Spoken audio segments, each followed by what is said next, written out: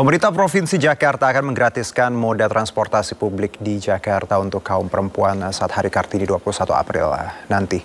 Bebas tarif seluruh moda transportasi publik juga akan diberikan Pemprov DKI untuk semua jenis kelamin pada 24 April bertepatan dengan Hari Transportasi Nasional.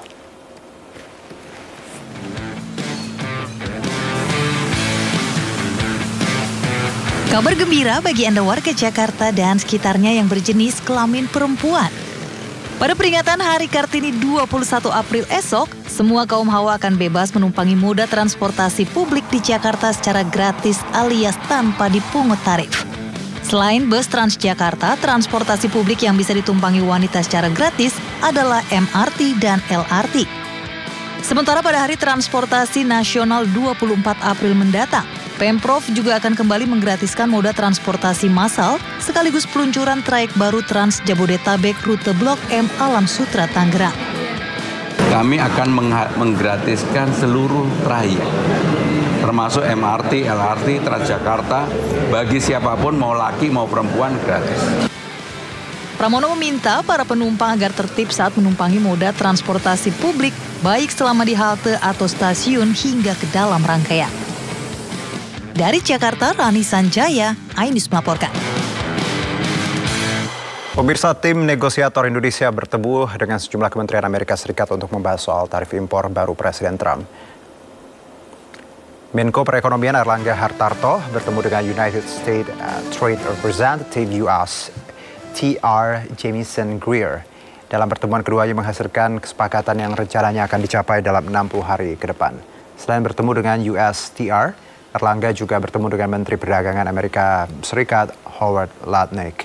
Target utama tim negosiasi adalah menurunkan tarif impor yang dibebankan oleh pemerintah Amerika Serikat kepada Indonesia. Sementara itu, Menteri Luar Negeri Indonesia Sugiono bertemu dengan Menteri Luar Negeri Amerika Serikat Marco Rubio. Pertemuan antara kedua Menteri Luar Negeri ini membahas sejumlah isu ekonomi dan geopolitik, salah satunya terkait tarif impor Amerika. Indonesia pun mengundang Amerika Serikat untuk berinvestasi di sektor mineral kritis. Menlu Sugiono menjadi Menteri Luar Negeri pertama ASEAN yang diterima Menlu Amerika Serikat di Washington DC.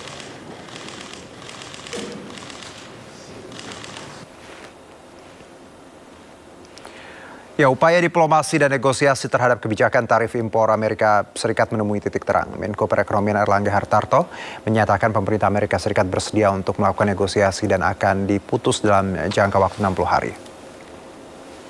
Ya, dalam pertemuan disepakati bahwa tim teknis akan melakukan langkah-langkah lanjutan terkait negosiasi tarif impor.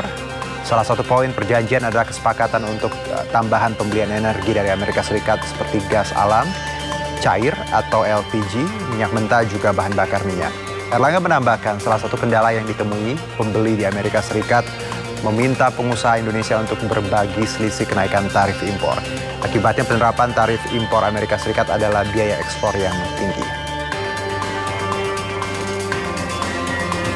Kita menyepakati dengan Amerika akan diberikan langkah-langkah lanjutan dengan tim teknis baik dari USTR maupun dari Secretary of Commerce, dan ada yang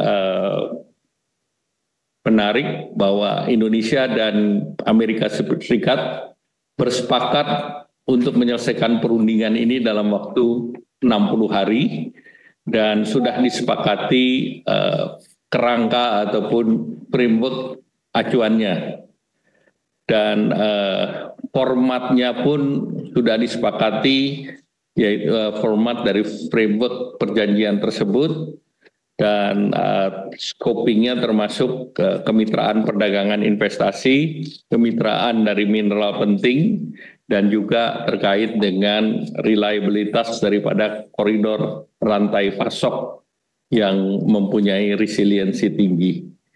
Nah, hasil-hasil pertemuan tersebut akan dilanjuti dengan berbagai pertemuan, bisa 1, 2, atau 3 putaran, dan kami berharap dalam 60 hari kerangka tersebut bisa ditindaklanjuti dalam bentuk format perjanjian yang akan disetujui antara Indonesia dan Amerika Serikat.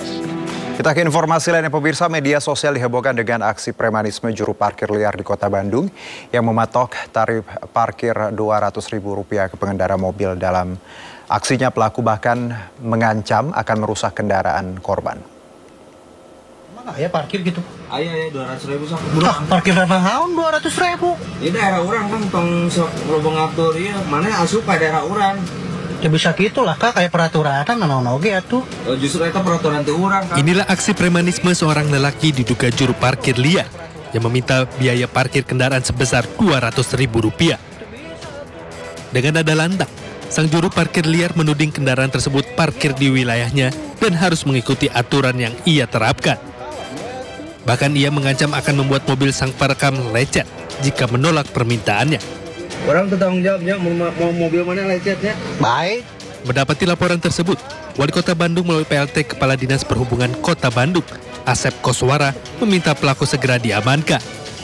Ini kami lagi meneliti, menelusuri, dan mencari di mana lokasinya dan siapa pelakunya, agar membuat efek jerah bagi pelaku-pelaku yang merugikan orang lain. Itu salah satunya. Karena itu salah satunya adalah bentuk dari premanisme. Sesuai peraturan Wali Kota Bandung nomor 66 tahun 2021, tarif layanan parkir untuk kendaraan besar bahkan sekelas truk kontainer hanya sebesar Rp7.000. Atas kejadian ini, Asep pun mengimbau setiap pemilik kendaraan yang berada di Kota Bandung untuk memarkir di lokasi yang dijaga juru parkir resmi. Dari Bandung, Jawa Barat, Billy Maulana Finkran, iNews melaporkan. Seorang oknum dokter PPDS nekat merekam seorang mahasiswi saat tengah mandi di sebuah kamar indekos di kawasan Cempaka Putih, Jakarta Pusat. Korban yang mengetahui perbuatan pelaku bersama teman-temannya langsung menangkap dan membawanya ke kantor polisi.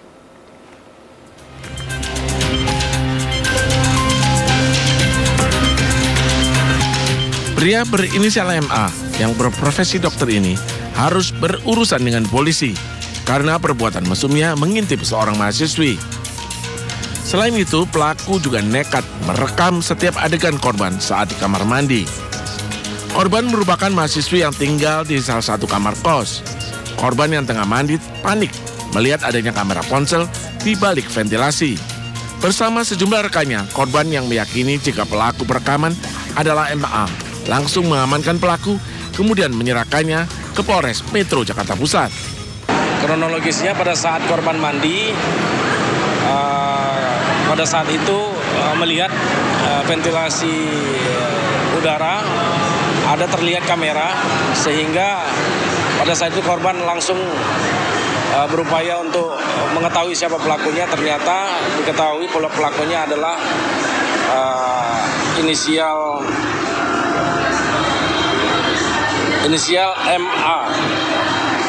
Kemudian pada saat itu juga korban beserta teman-temannya membawa pelaku ke Polres Metro Jakarta Pusat untuk diproses lebih lanjut.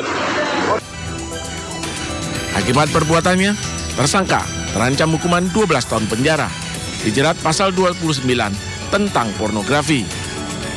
Dari Jakarta Pusat, Rani Sanjaya, iNews melaporkan.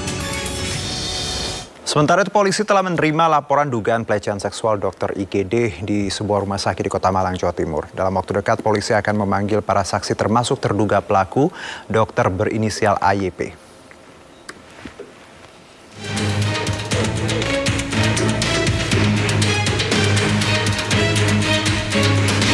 Penyelidikan kasus dugaan pelecehan seksual terhadap selebgram asal Bandung berinisial KAR terus berlanjut. Laporan korban yang merupakan warga Bandung, Jawa Barat pun telah diterima Unit Perlindungan Perempuan dan Anak Polresta Malang Kota. Polisi kini tengah mendalami dengan mengumpulkan bukti dan akan segera memanggil sejumlah saksi termasuk terduga pelaku yakni dokter berinisial AYP. Polisi pun mengimbau jika ada korban lain dari terduga pelaku untuk tidak takut melapor. Sekira pukul 17.00 kami Polresta Malang Kota telah menerima pelaporan dari korban pelecehan oknum dokter dari salah satu rumah sakit swasta yang ada di Kota Malang. Kemarin sudah kami laksanakan pemeriksaan oleh unit PPA dalam pendalaman intensif Dan langkah selanjutnya, unit PPA akan melaksanakan pemanggilan terhadap saksi-saksi dan pencarian barang bukti. Sementara kuasa hukum korban menyebut akhirnya korban melapor ke polisi karena menganggap tidak ada itikat dari terduga pelaku untuk menyerahkan diri. Dengan terpaksa kita akhirnya melaporkan Dokter Yoga ini ke pihak kepolisian di Polresta Malang karena ternyata setelah pemberitaan dan beberapa statement-statement kita pikir dokter ini merasa bersalah kemudian menyerahkan diri, tapi nyatanya enggak. Jadi dengan terpaksa kita mengambil upaya hukum, kita bikin laporan hari ini.